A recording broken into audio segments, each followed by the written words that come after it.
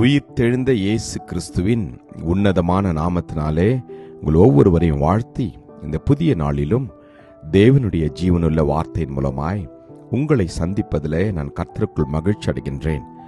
யோவேல் 2:26.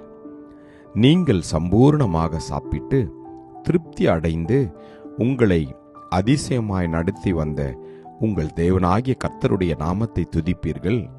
என் ஜனங்கள் ஒருபோதும் வெட்கப்பட்டு போவதில்லை. Joel chapter 2 verse 26.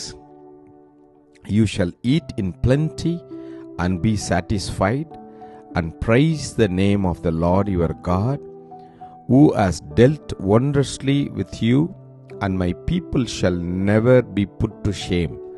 Amen. கர்த்தருடைய நாமம் மகிமைப்படுவதாக. இந்த நாளிலே தேவன் நம்மை பார்த்து சொல்கிறார், நீங்கள் வெட்கப்பட்டு போவதில்லை. காரணம், வானத்தையும் பூமியை உண்டாக்கின தேவன் பெயரில் நீங்கள் பற்றுதலாய் இருக்கிறீர்கள். அவருடைய வார்த்தையை நம்பி இருக்கிறீர்கள்.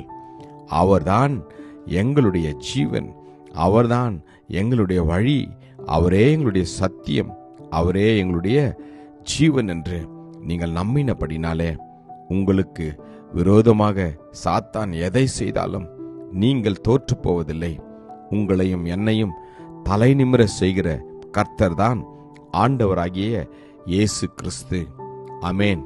பயப்படாதே, நீ வெட்கப்பட்டு போவதில்லை என்று கர்த்தர் நம்மை பார்த்து சொல்கிறார்.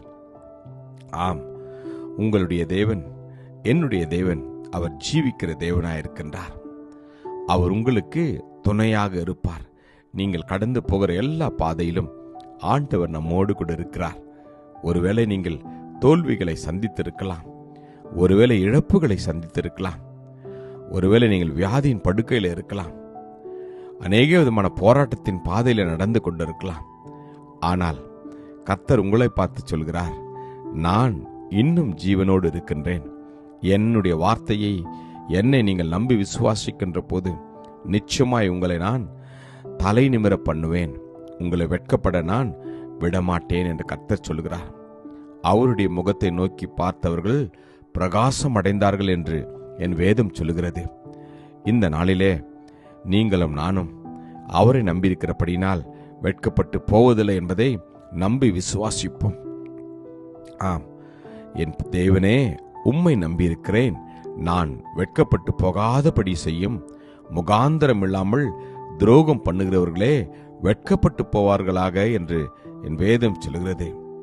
தேவன் பேரில் நாம் வைத்திருக்கிற நம்பிக்கையை முடிவு பரியந்தமும் நாம் பற்றி கொண்டிருப்போமாகில் நிச்சயமாய் அவர் நமக்கு ஜெயத்தை கொடுக்க உண்மையுள்ள தேவனாய் இருக்கிறார். இதுவரைக்கும் நீங்கள் அநேக மாதங்கள், வருடங்கள் காத்து கொண்டிருக்கலாம், ஆனால் வெட்கப்பட்டு போவதில்லை. வேதம் சொல்கிறது, உம்மை நோக்கி காத்திருக்கிற ஒருவரும் வெட்கப்பட்டு போகாதபடி செய்யும். முகாந்தரம் இல்லாமல் துரோகம் பண்ணுகிறவர்களே வெட்கப்பட்டு போவார்களாக என்று. ஆம், இந்த நாளிலே தேவனுடைய வார்த்தை நம்புவோம். கர்த்தர் உங்களுடைய வாழ்க்கையில செய்த அதிசயங்களுக்காய் தேவனை ஸ்தோத்திரியுங்கள்.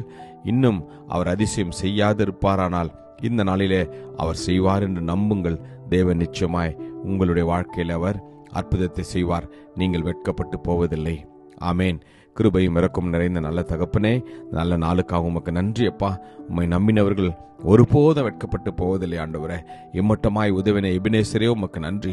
இனிமேலும் எங்களோடு கூட இருக்கிற இம்மானுவேலே உமக்கு நன்றி. ஒவ்வொருவரையும் ஆசீர்வதியும்.